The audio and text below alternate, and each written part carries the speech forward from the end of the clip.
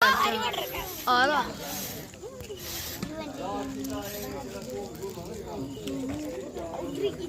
ओ आवा जे कुड़ियां की जान मुड़ी चल अगे मैं इधर बैठूंगा बस अग्गू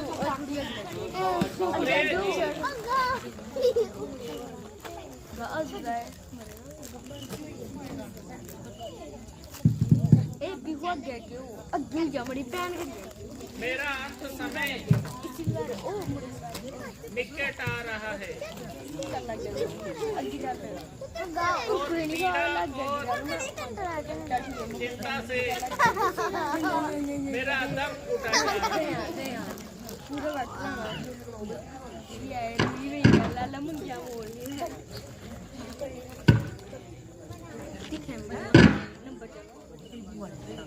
निसंदेह अब काल मेरे सर पर सवार हो रहा है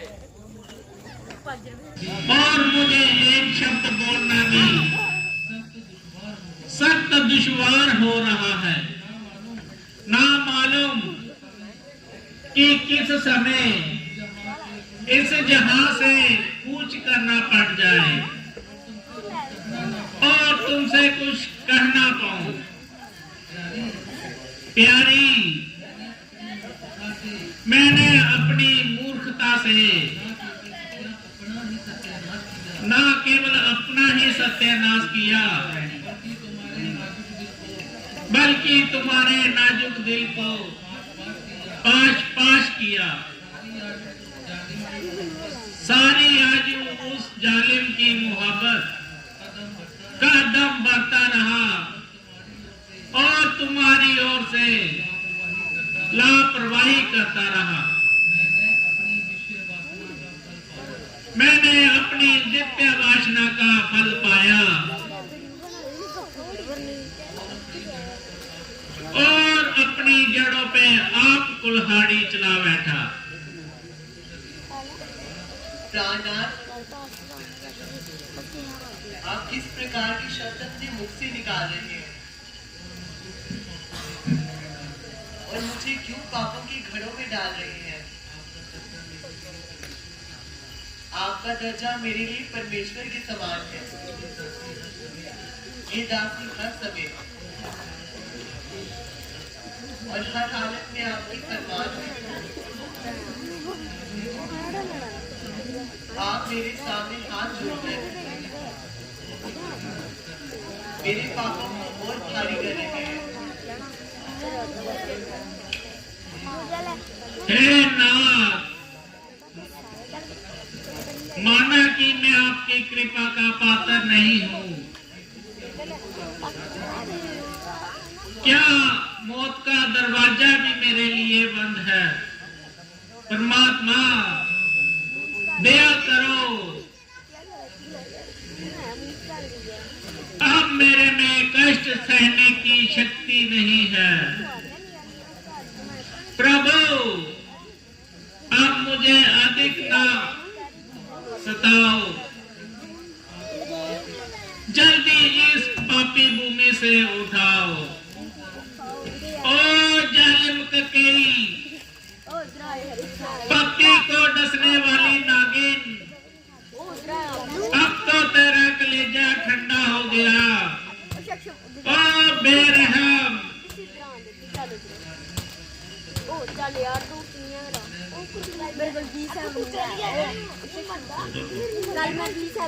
तुमने मेरी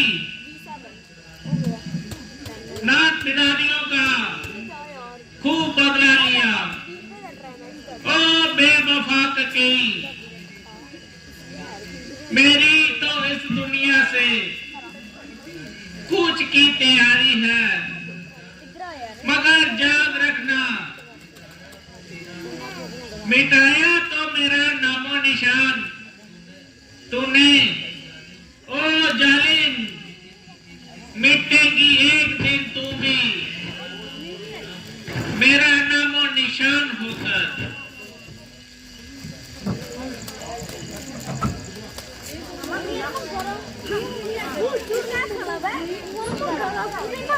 Baba.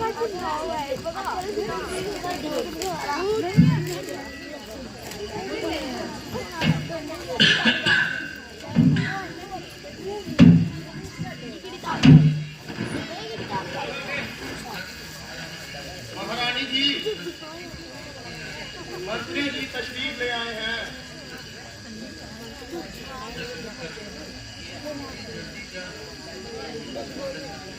अरे जल्दी जा और उसे मेरे पास बुला ला।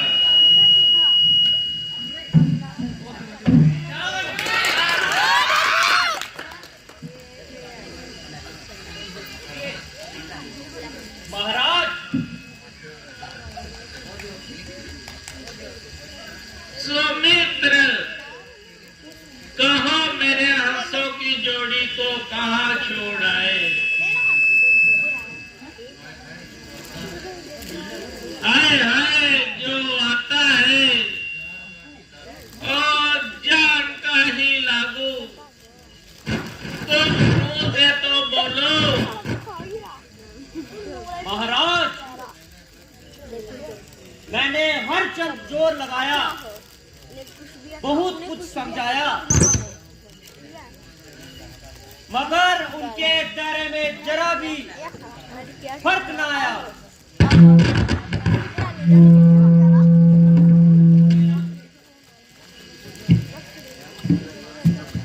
मैं अपनी सारी मंतक लड़ाता रहा, मगर उनका एक भी वाक्य सुनकर निरुत्तर हो जाता हूँ। क्या सुनाऊं? ना कुछ सुनाने को दिल चाहता है, ना चुप भी रहा जाता है। आखिर कुछ कहोगे जब यूं बातें बनाते रहोगे। भगवान, जिस समय मैं आपकी आज्ञा का रथ लेकर उनकी सेवा में पहुंचा, तो प्रथम उन्होंने रथ में बैठने से इनकार कर दिया। मेरे इस सत्कार को भी उन्होंने नापसंद कर दिया।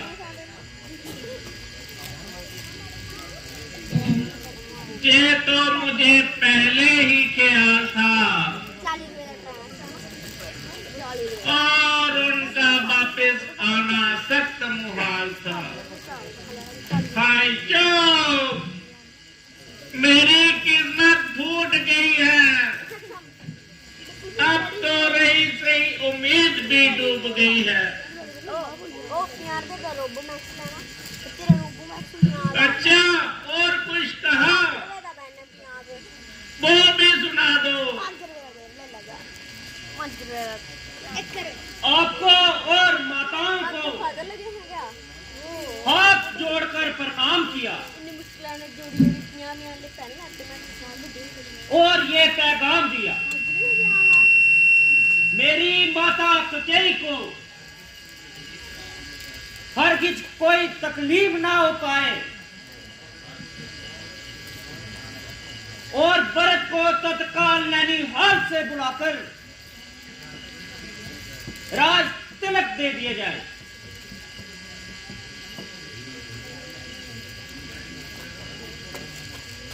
प्यारे सीता का भी कुछ हाल सुना।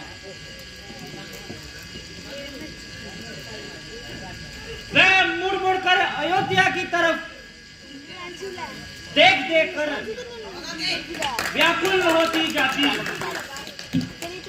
मुंह से कुछ ना बोलती मगर रोती जाती।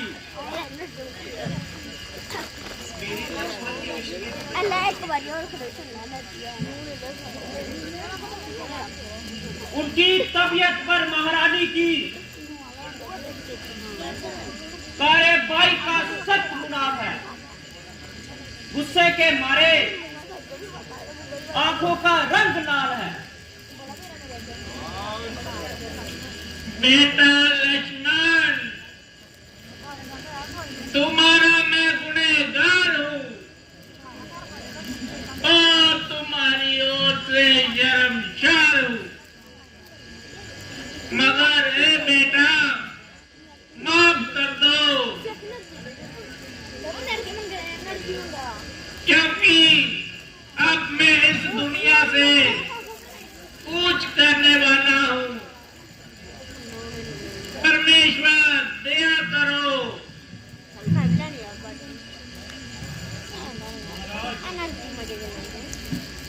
अगर रोने से काम नहीं चलेगा। रामचंद्र का आना तो दुश्वार है, अगर इस खानदान को संभालना आपको तैयार है। जो होना था हो चुका। अगर आप अपनी तबीयत को संभालोगे,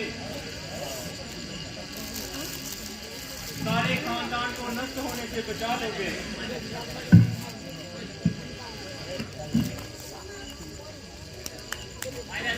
गुरुजी,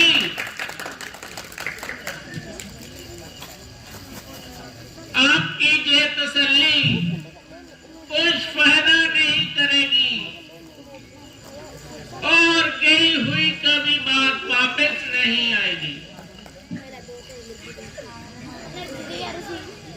केवल अपनी प्रवृत्ति का ही दोष है।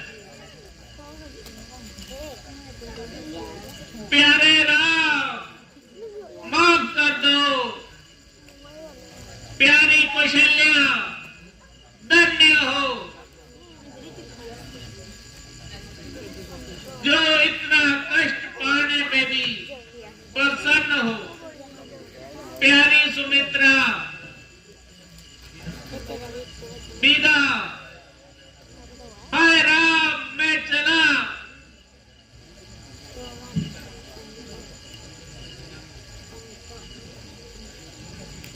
अरे कोई जल्दी आओ, महाराज के तो तेवर बदल गए।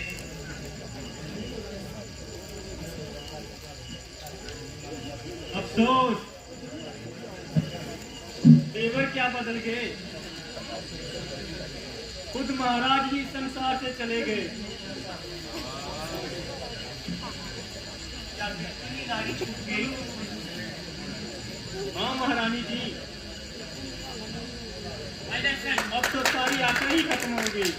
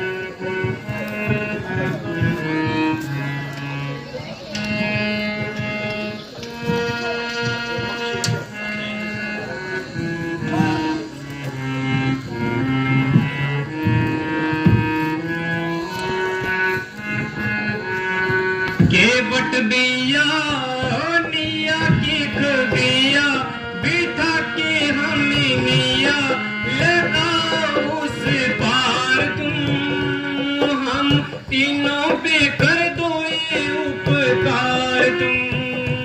केवट बिया निया की बिया बिठा के हमें मिया लगा उस पार तुम, हम तीनों पे कर दो ये उपकार तुम। राज तिलक के बदले में हमको, राज तिलक के बदले में हमको 14 बार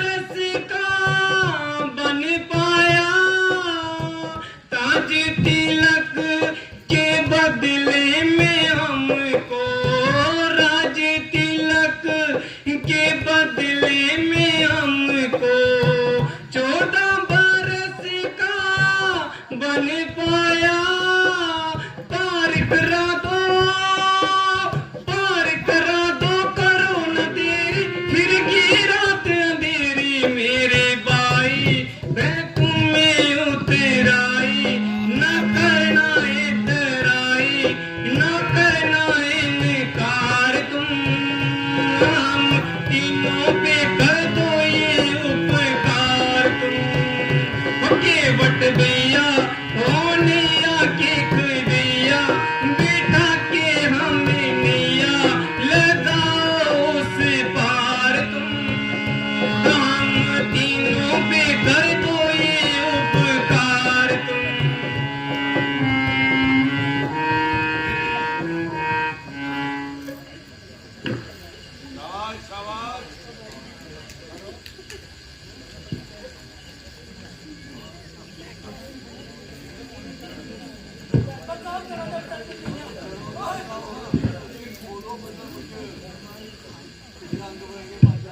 आओ लगाओ काठे की नैया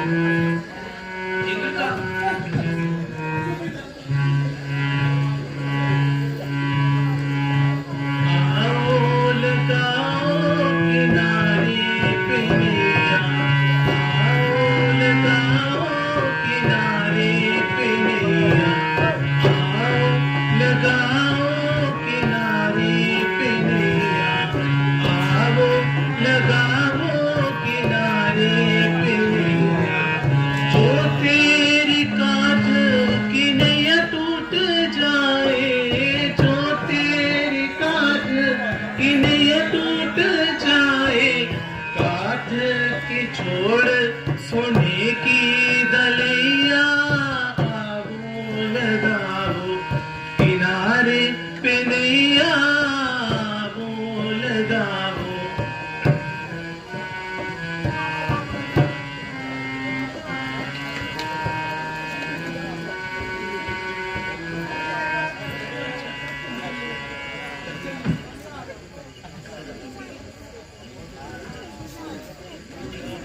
दड़ो दड़ चल मेरी नैया पार राम ने जाना नदिया पार दड़ो दड़ चल मेरी नैया पार राम ने जाना नदिया पार दड़ो दड़ चल मेरी नैया पार राम ने जाना नदिया पार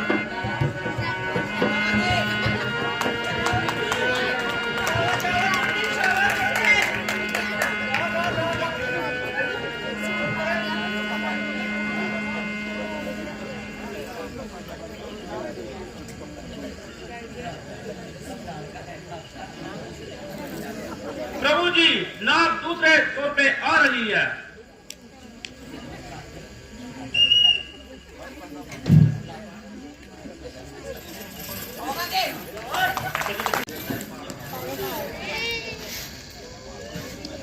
Paparazzo, ehi, buonasera.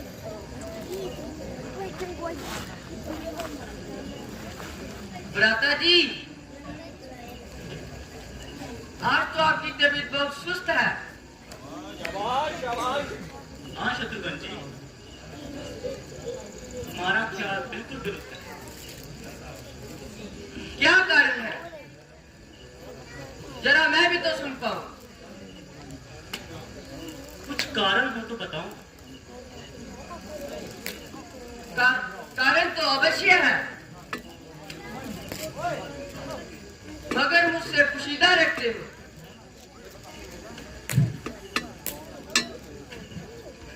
होप है कि तुम मेरी निस्बत ऐसा अकीदा रखते हो।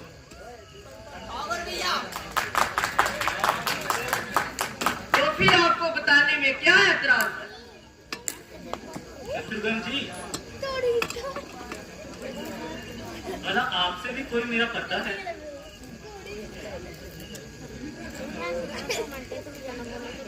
तो बिना कारण आपकी तबीयत पर कैसा खेद है? मैं खुद हैरान हूं। ये क्या भेद है? आखिर इसका कोई इलाज भी?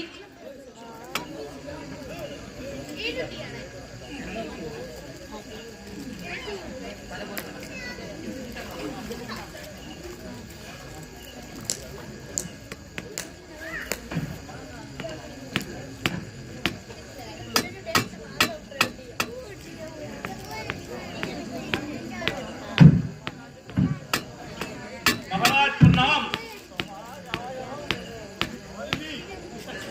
हम अयोध्या से पधारे हैं।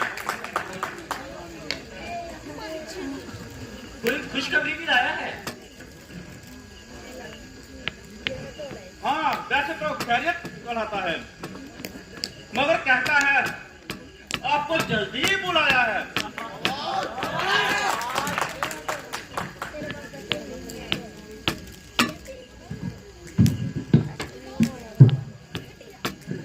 अबे कुशल तो है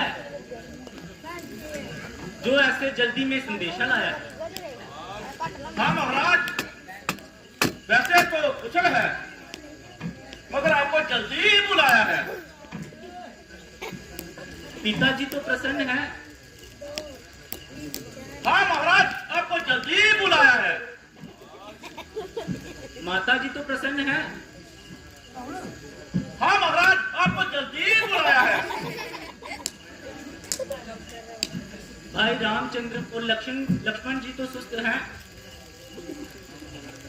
हाँ महाराज, आपको जल्दी ही बुलाया है। अबे तू आदमी है कि उसकी गुलाम? जो बात पूछता हूं उसका तू जवाब नहीं देता। हाँ महाराज, आपको जल्दी ही बुलाया है।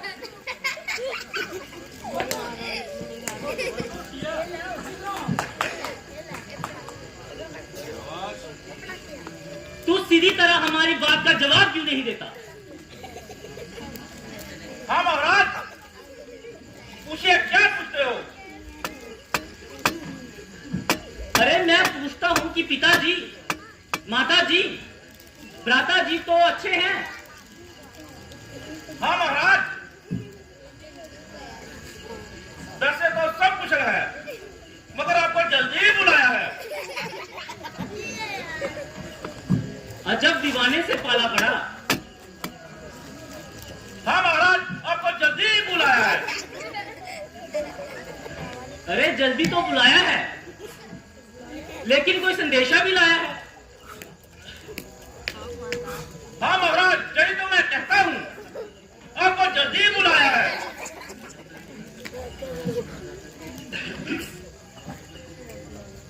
भ्राता जी, इस विवाद को छोड़ो और शीघ्र अयोध्या चलने की तैयारी करो। हाँ महाराज, आपको जल्दी ही बुलाया है। जरा चुप कर, अधिक बकवास मत कर। ना महाराज, उससे अधिक एक भी शब्द नहीं कहूंगा। ये तो हमको पहले ही उम्मीद है। नाना जी, यदि आपका वियोग हमें अजीज है, परंतु क्या करें, इस समय ठहरना भी बहुत दुखद है।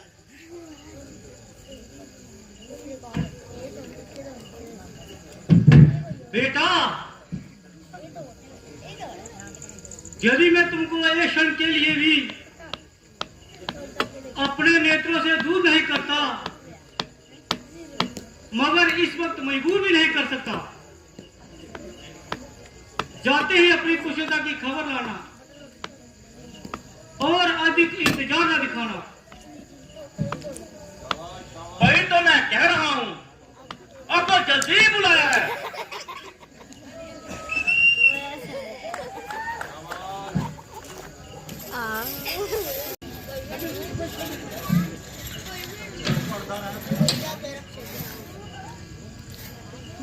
गाना गाना ना।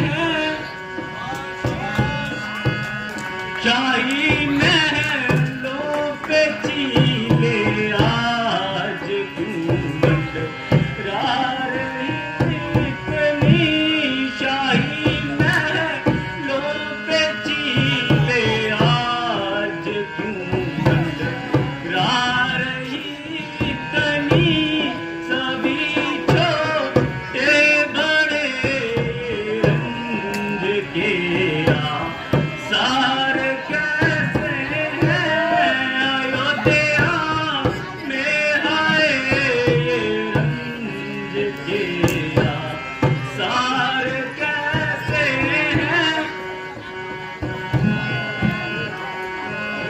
शाही महलों पे चीले आज क्यों मंडरा रही इतनी शाही महलों पे चीले आज क्यों मंडरा रही इतनी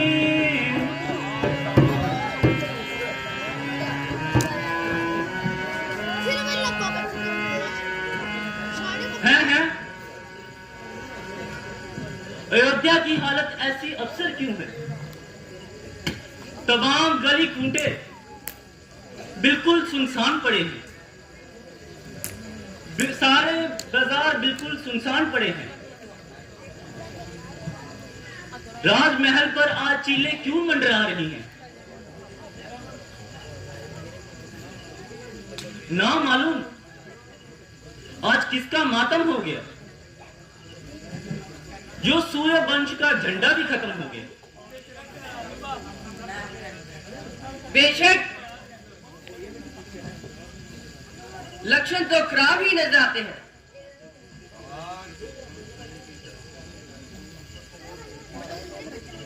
हाँ, जल्दी से पिताजी के दिमाग खाने की तरफ कदम बढ़ाए।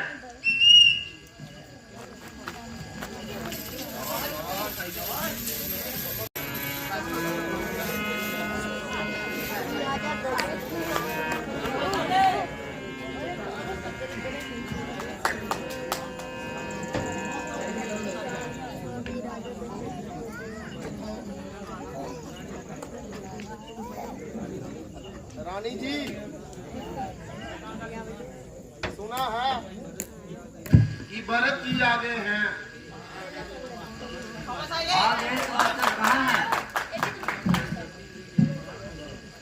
जरा जाके उन्हें मेरे पास बुला।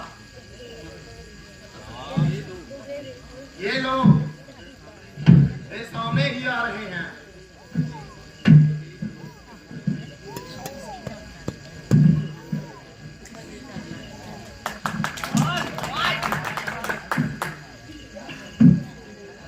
बेटा,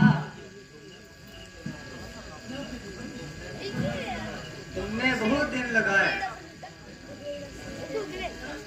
तो तुम्हारे मामा नाना ठीक है? हाँ माता जी, सब प्रकार से कुशल है, लेकिन अब तक मुझको पिताजी के दर्शन नहीं हुए। वे कहाँ हैं? बेटा धैर्य रखो, सफर की थकान उतारो, धीरे धीरे सब मालूम हो जाएगा। मेरी थकान पिताजी की दर्शन करते ही दूर हो जाएगी। पहले कुछ थोड़ा खा पी लो,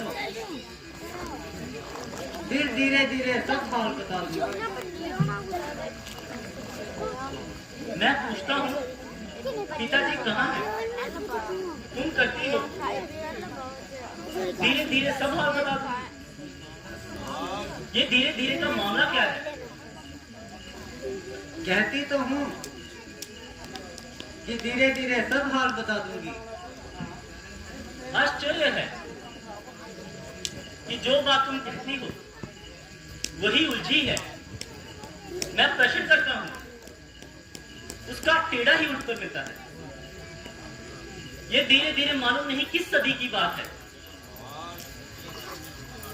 ओहो बेटा, तुम बड़े ही जल्दबाज हो। ना मालूम नानिहाल में जाकर तुम्हारी तबीयत में इतनी तेजी क्यों आ गई?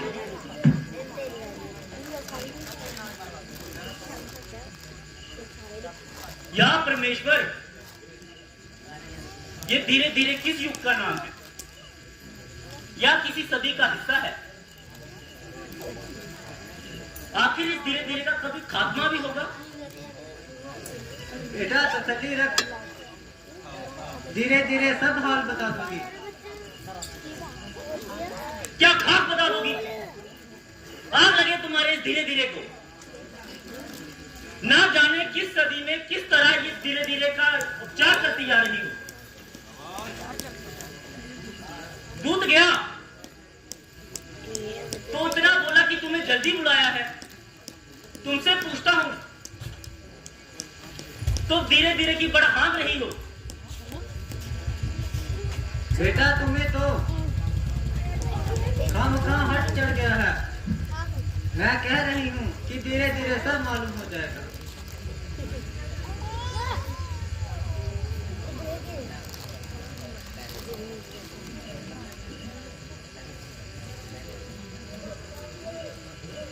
अरे ओ धीरे धीरे की महारानी,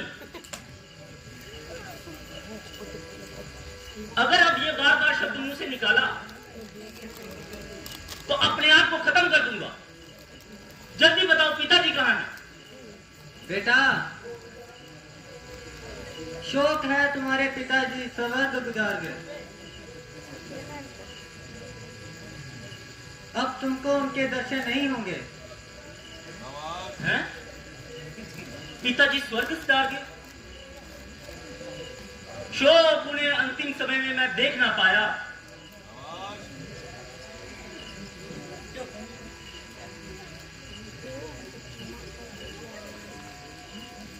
रोग तो कुछ भी नहीं था। हाय राम हाय लक्ष्मण कहते हुए प्राण त्याग गए। हैं? क्या कहा? भाई रामचंद्र और लक्ष्मण भी यहां नहीं थे? हाँ बेटा, वह तो पहले ही वन को चले गए। उनकी तो जुदाई में प्राण दिए। ऐसा अनर्थ कि 4 बेटों के होते हुए अंतिम समय एक भी पास न रहा। रामचंद्र ने ऐसा कौन सा अपराध किया था जो वन जाने पे विवश हुए? जरा सही बताओ। बेटा वनवास गए हैं। असल बात यह है कि महाराज ने रामचंद्र को राज तिलक देने की तैयारी की थी। मुझे तो खबर तक नहीं थी। भला हो बिचारी मथुरा का, जिसने मुझे पुनः सूचित किया।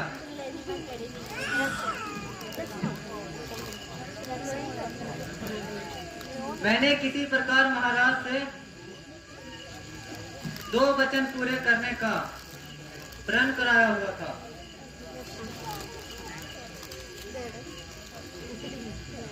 अफसर को उचित समझकर अपने वे दोनों वचन पूरे कराने के लिए तैयार कर लिया था। अर्थात रामचंद्र को 14 वर्ष का वनवास और तुम्हारे लिए राज तिलक।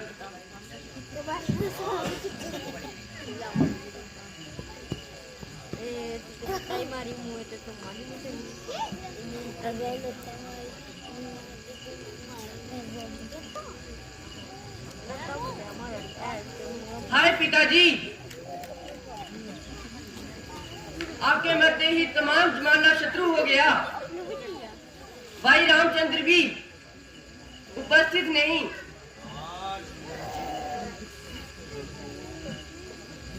अब कौन है हमारी धीर बढ़ाए?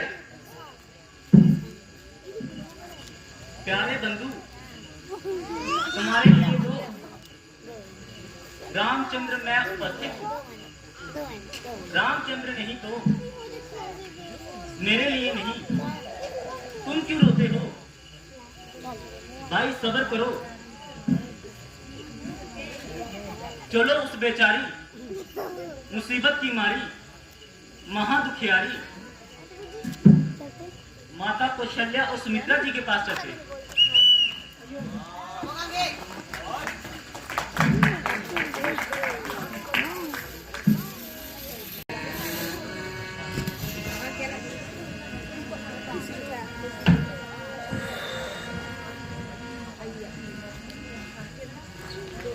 माता जी प्रणाम। अरे ये कौन है? क्या ही बहन तो पहचानो तो ये कौन है? आए किस प्रकार उठूं? उठा भी ना जाए। जरा आंखें खोल के देखो और पहचानो।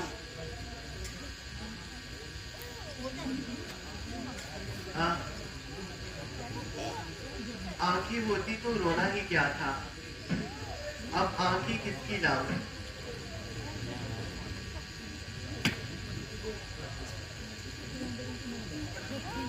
माता जी, आपका महानीच पापी और अधर्मी बेटा भरत। क्या पुत्र भरत? हाँ माता जी, नाम मुराद भरत। अच्छा मेरे लाल, चिरंजीव रहो। कहो पुत्र कब आए? बेटा चुप क्यों हो?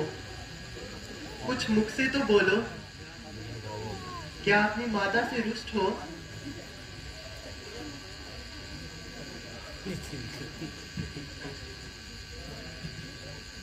अब करो चैन से राज बेटा भरत, रामचंद्र तो वन भिजवाई दिए।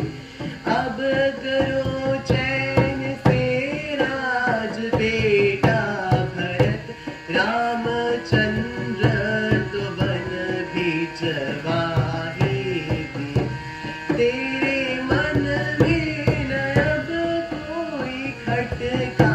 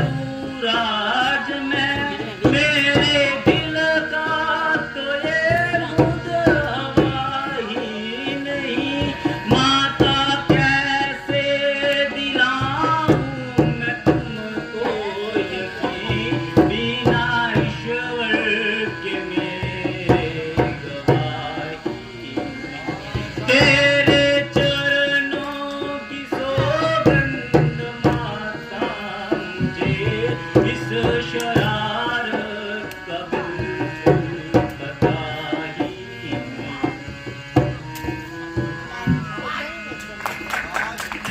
माता जी, ये आप क्या फरमा रही हैं? मुझे क्यों पाप के घड़े में डाल रही हैं? मैं किसी अवस्था में भी नहीं ये आज्ञा मंजूर नहीं कर सकता, और कोई व्यक्ति मुझे मजबूर नहीं कर सकता।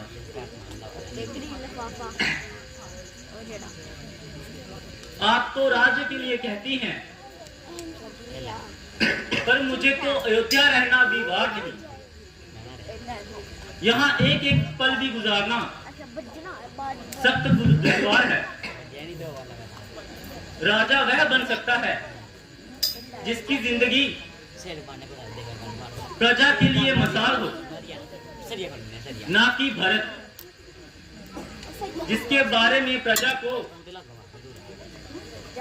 पहले ही बदनामी का दाग लगा हो। मैं देख रहा हूँ कि हर व्यक्ति मेरी तरफ नफरत की निगाह से देख रहा है। अगर आपके कहने पे अमल करूं तो उनका संदेह विश्वास में तब्दील हो जाए और भरत सबकी नजरों में जलील हो जाए। जब प्रजा को मेरे जीवन पे शक होगा तो मुझे उसे किसी पाप की तरफ पाप का दंड देने का क्या हक होगा? इसके अतिरिक्त दूसरे राज्य मेरी अलग तकदीर करेंगे और मेरी प्रजा के तकदीर प्रत्येक पाप को मेरे नाम से ताबीद करेंगे। वास्तव में राजा का हर एक काम प्रजा पर विशेष प्रभाव होता है और राजा के प्रति संस्कार प्रजा का सहभाग होता है। इसलिए उनकी अनुपस्थिति राजगद्दी पर पांव रखने का कोई अधिकार नहीं है। इसी समय जंगल में जाऊंगा। यदि वे मेरे कहने पर वापस आ गए तो बेहतर, नहीं तो 14 वर्ष के लिए वनवास जाऊंगा।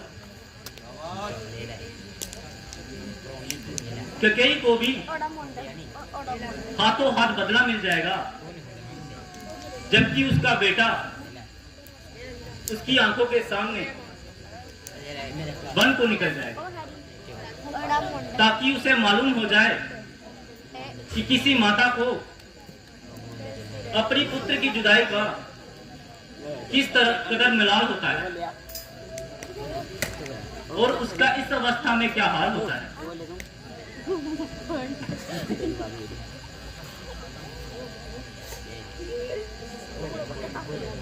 बहुत अच्छा। अगर तुम्हारा यही इरादा है, हम भी साथ चलेंगे, और नहीं तो एक दफा उनका चेहरा देखने का सौभाग्य प्राप्त हो।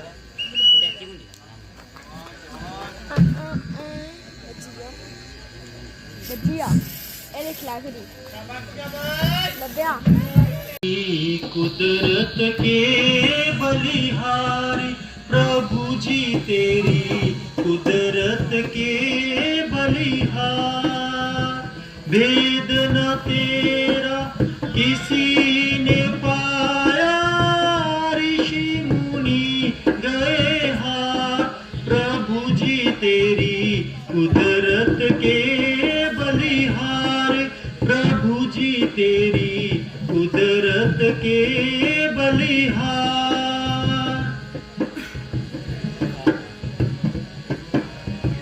पल में बहते अथाह समुंदर जिनका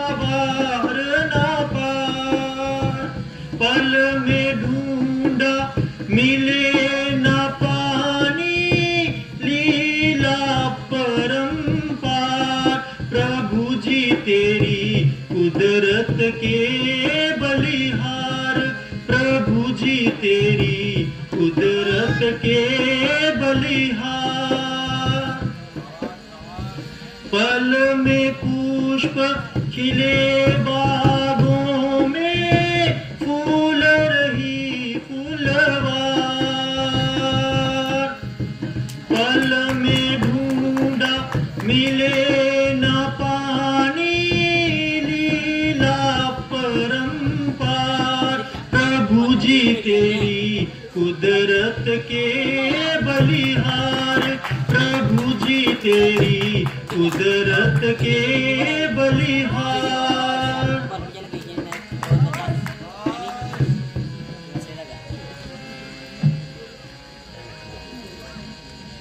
प्रभु तुम धन्य हो,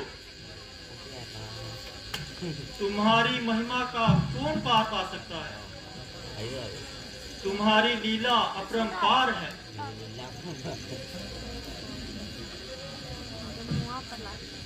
तुम्हारी कुदरत के भेद सबसे निराले हैं। प्रिय जी, मुझे अति शोक है कि तुम हर समय ठंडी आहें भरती रहती हो और इस प्रकार की ही बातें करती रहती हो, जिससे मेरी आत्मा को अति क्लेश होता है। मैं पहले ही इन अवस्थाओं को देखकर डरता था और इसीलिए तुम बार बार जहाँ आने के लिए मना करता था। नहीं स्वामी जी, मुझे कष्ट का लेश मात्र भी ख्याल नहीं। केवल माता जी की वृद्धावस्था का ख्याल आ रहा है और यूं ही बैठे बैठे तबीयत में मलाल आ गया।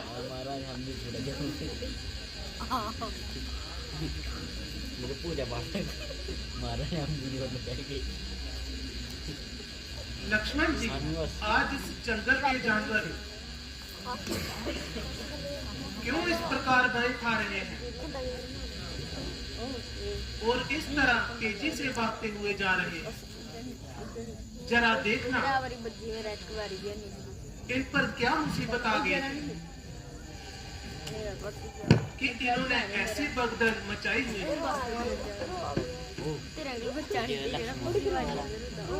भाई साहब होशियार हो जाइए, सूर्यवंशी झंडा वायु में लहरा रहा है और भरत अंजनी सेना लिए इसी तरफ आ रहा है।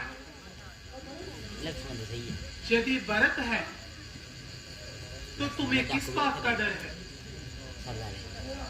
मालूम होता है कि भरत की तबीयत में अभी तक्षर है। ये केवल तुम्हारा ख्याल है। ऊपर गैस सिर पे चढ़ा आ रहा है, उधर उल्टा मुझे तो कह रहे हो कि तुम्हारा गुस्सा बेफजूल है।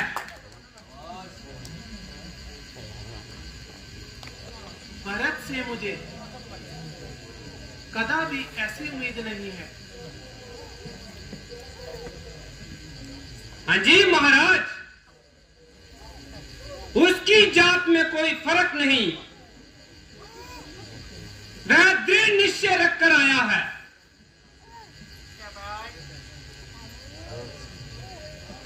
भरत ऐसा गिरा हुआ इंसान नहीं है। आप कुछ भी कहिए,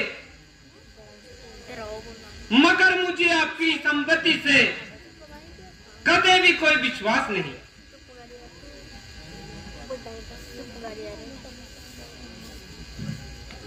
खैर कोई बात नहीं, उसे आने दो। कृपा करो भैया, इस बोलेपन को जाने दो।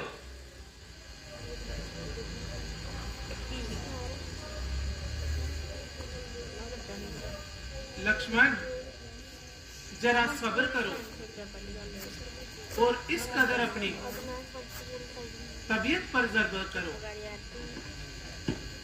उसे जरा निपटाने दो। और अपना दिली भाव बताने दो। शस्त्र कहीं भागे नहीं जाते, संभाल लेना और खूब अपने दिल के अरमान निकाल लेना। जल्दी करना अच्छा नहीं।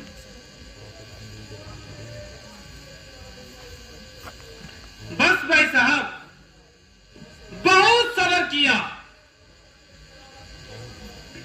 बहुत अपनी तबीयत पर सब्र किया, मगर कब तक खूने जिगर पिए।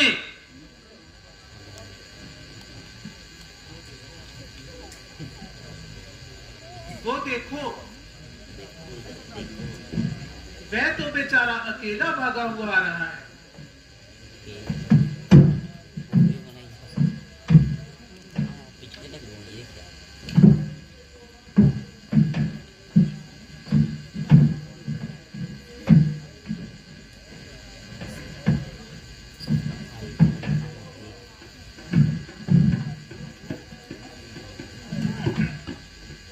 प्यारे हमारे आंखों के तारे, रोते हो क्यों ज़ार ज़ार।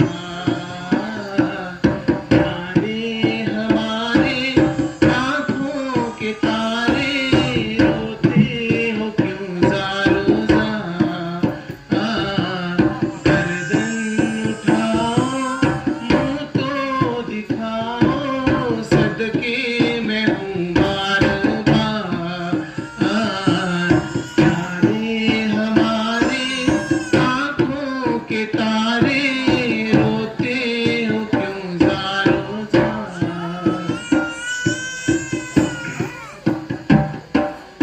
बिलख बिलख क्यों रो रहे।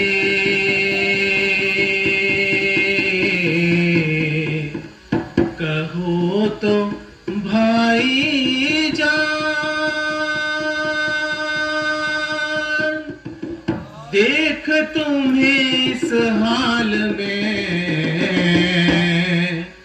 हो रहे खुश्क परान। किसने सताया, किसने दुखाया, किसने पहुंचाया आज़ार। प्यारे हमारे आंखों के तारे, रोते हो क्यों ज़ारो ज़ार।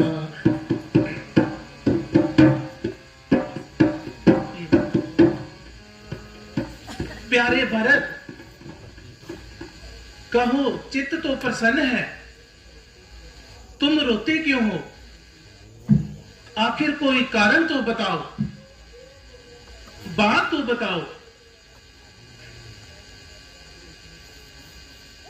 जो इतने परेशान हो और बिलख बिलख कर रो रहे हो,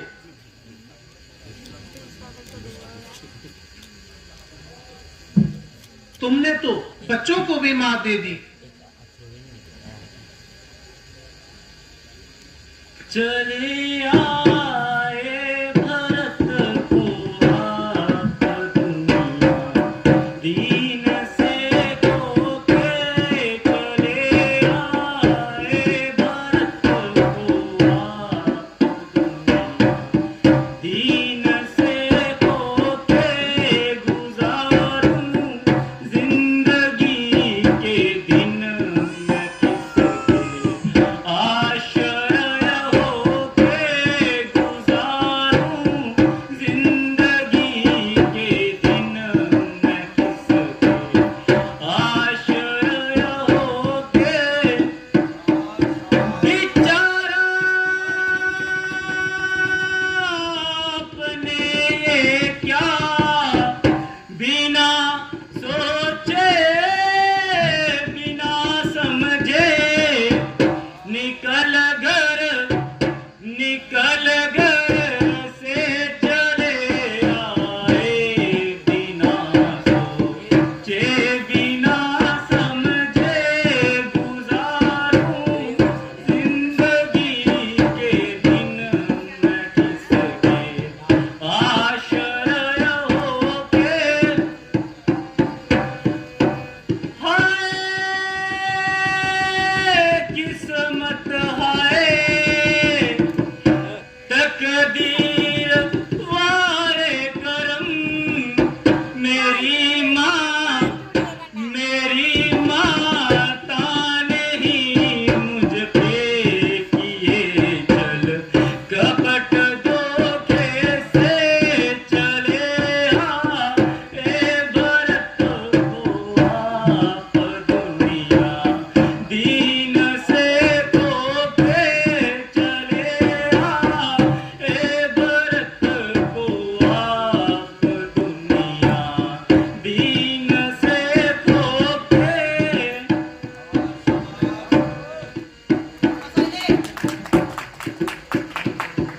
भरत जी,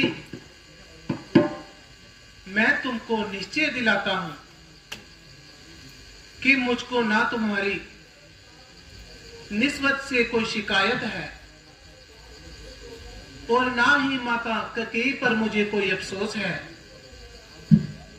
हाँ भ्राता जी, ये मेरे ही पूर्व कर्मों का फल है, इसमें आपका क्या दोष है? ओहो, ये तो शत्रुघ्न भी भागे हुए आ रहे हैं। एक शत्रुघ्न क्या, माता कौशल्या जी, सुमित्रा जी और गुरु विशिष्ट जी तशरीफ ला रहे हैं।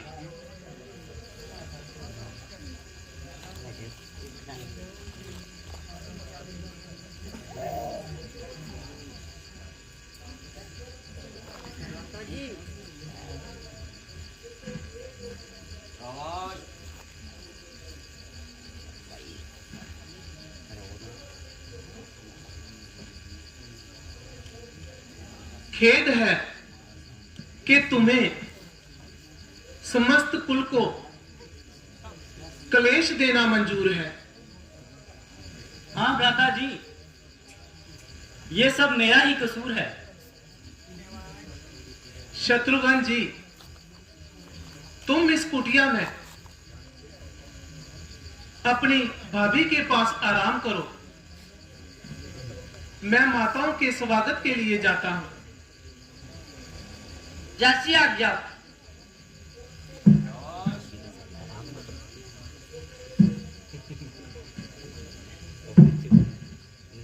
माता जी,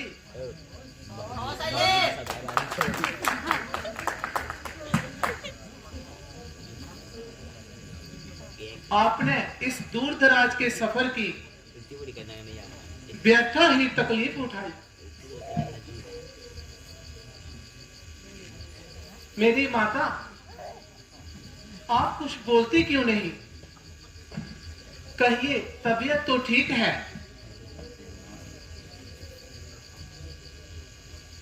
हाँ, अच्छी हूँ।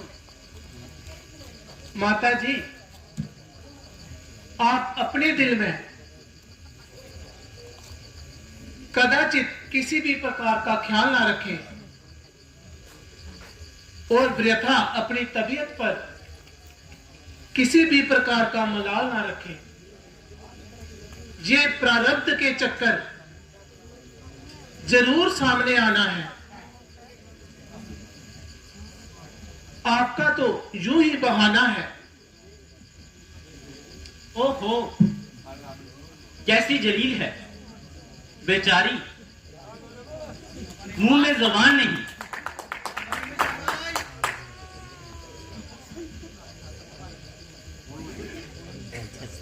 पुत्रों, धन्य है कि तुम्हारा मुख देखने का पुनः अवसर प्राप्त हुआ।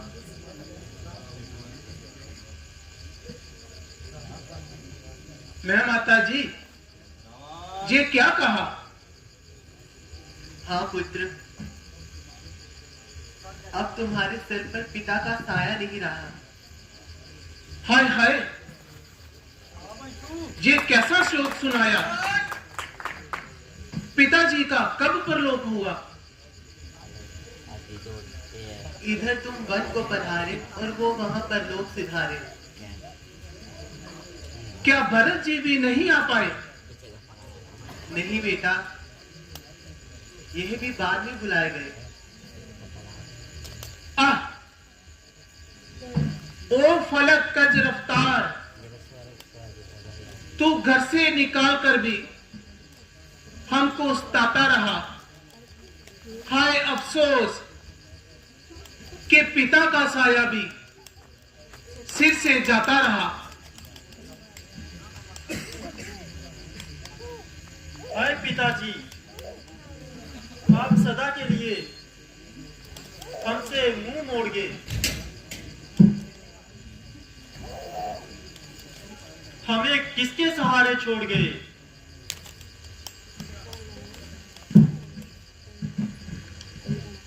है मौत तूने हमको दर दर रुला के मारा।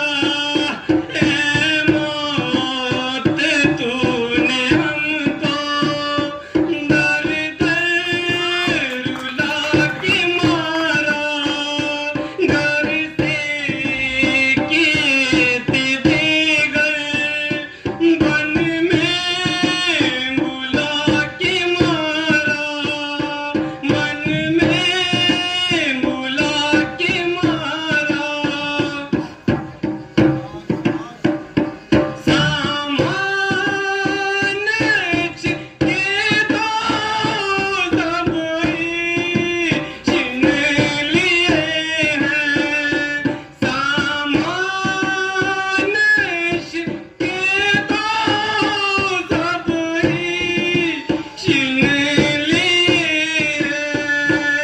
फिर भी सबर ना आया, दम दे दिलों ने मारा। ऐ मौत तूने हमको दर दर रुला के मारा।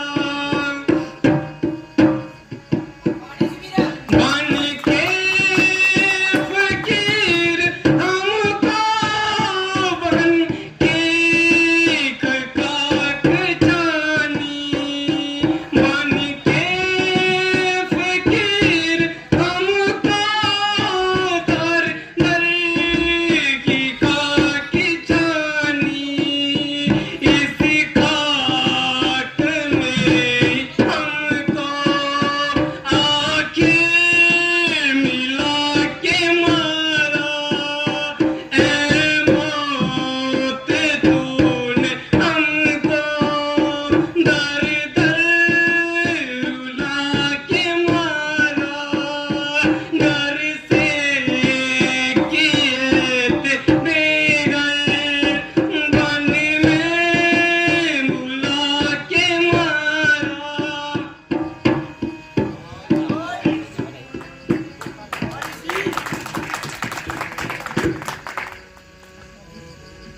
हाय अफसोस, गर्दिश हमारे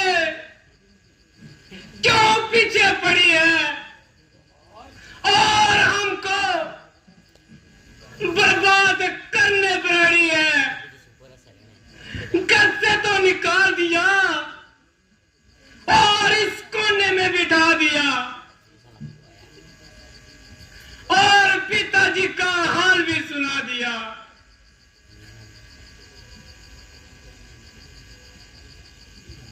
बेटा सब्र करो, रोने धोने से कुछ नहीं होने वाला। माता जी, एक दुख हो तो लक्ष्मण सबर करे, दुखों का तो पहाड़ पड़ा है। इसके सिवाय अब चारा भी क्या है पुत्र? महाराज तो अब वापिस आने नहीं वाले। बेटा, ये बात एक दिन जरूर होनी है।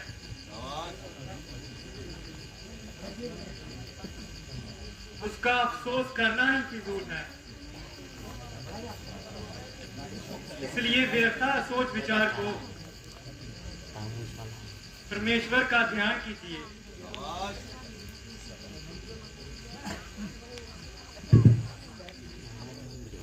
भरत जी, आप अपने मानसिक अभिप्राय को ध्यान कीजिए। भ्राता जी, जो कुछ प्रार्थना करनी थी वह कर चुका हूं। अब अधिक मुझे क्यों मारते हैं? मैं तो पहले ही मर चुका हूं।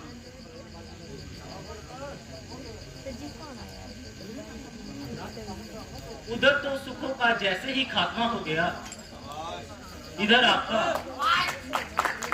कठोर आत्मा हो गया। पिताजी के पास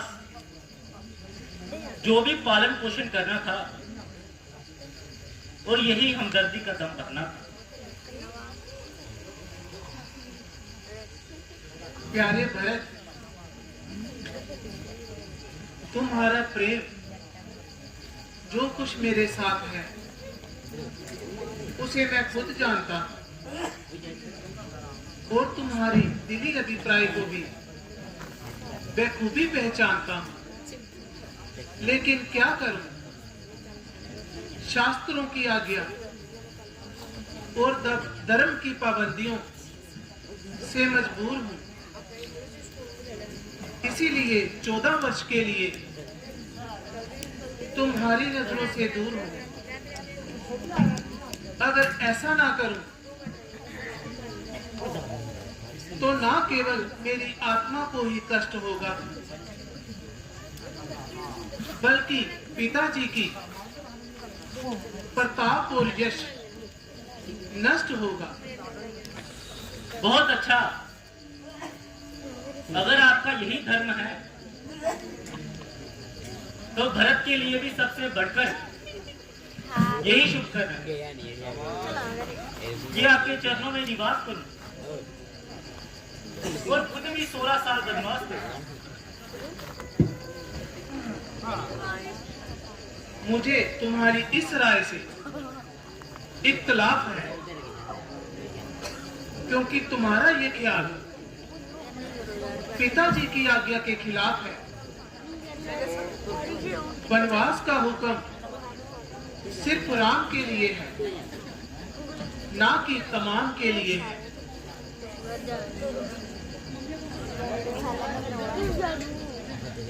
प्यारे भरत, परमेश्वर की कृपा से हमारा खानदान अब तक बिल्कुल बेदाग रहा और दुनिया में एक रोशन किरदार रहा। बस उचित यही है कि तुम वापिस अयोध्या को लौट जाओ और इस मामूली सी बात के लिए अपने कुल को दाग न लगाओ।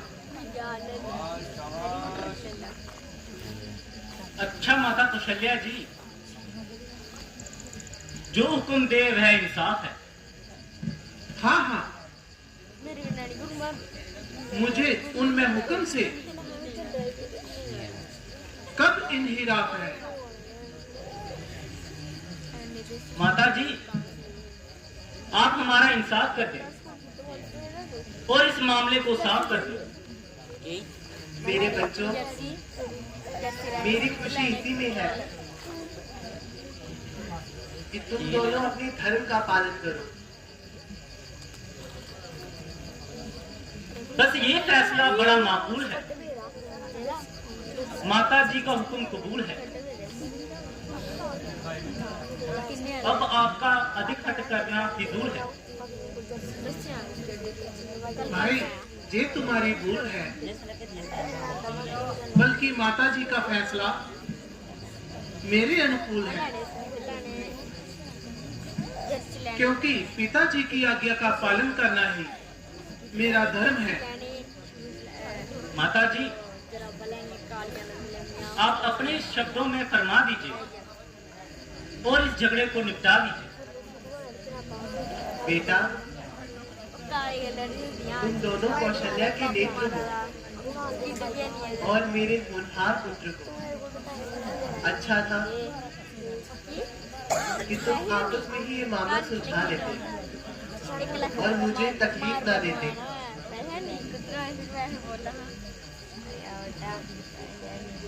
किंतु यदि मेरे ही मुख से सुनना है तो 14 वर्ष के लिए तुम अयोध्या में निवास करो और रामचंद्र वनवास करें। धर्म के मुकाबले में कौशल्या झूठ नहीं बोलेगी।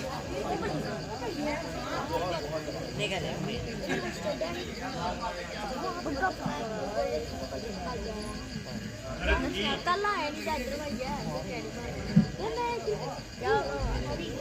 अब इस झगड़े को दूर करो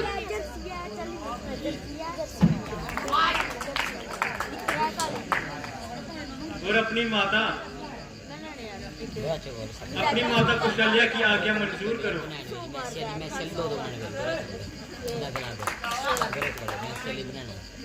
हाय क्या कहूँ,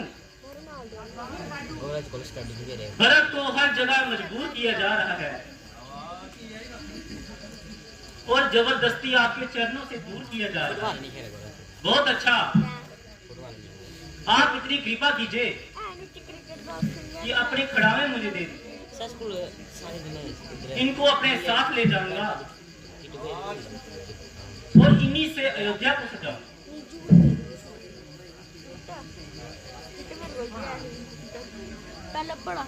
मगर इस बात का ध्यान रहे, अगर 14 साल से एक भी दिन ऊपर हुआ तो भरत को प्रजा जीवित ना पाएंगे।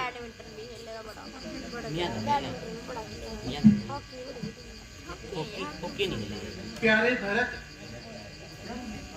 तुम्हारा कहना स्वीकार करता हूँ और इस बात का इकरार करता हूँ। 14 साल व्यतीत होते ही मैं तुम्हारे पास आऊंगा और एक दिन भी अधिक ना लगाऊंगा। वो बन मेरा है निवास